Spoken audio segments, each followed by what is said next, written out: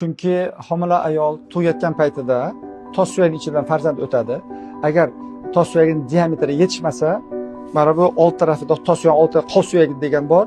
Ana shu o'rtasi tog'ayi bo'ladi. Shu tos ochiladi. Ochilib farzand bemalol chiqib ketadi. Bu ham yaratganning qudrati. Endi demak, homilador ayolda shunday gormonlar chiqadi, mana shu yerni bo'shashtirib qo'yadi. Lekin oddiy holda suyakday qotib turadi. Demak, shu bo'shashdimi? Bo'shashgandan keyin 40 kun chilla saqlash degani 40 kunda bu qaytadan qotadi.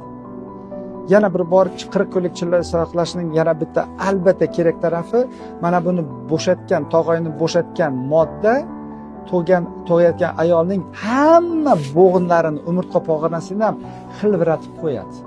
Shuning uchun 40 chillarning ichida kichik chilla bor 20 kun, birinchi chillasi bu juda ham strogi, shuni saqlash kerak. Agar shu paytda tug'gan ayol og'ir bir chelakni suvni ko'tarsa, mana shu yerdagi bo'g'inlari hammasi cho'ziladi. Cho'zilgandan keyin mana bu yelka suyagining boshi chiqib ketadigan bo'ladi. O'ynab qoladi.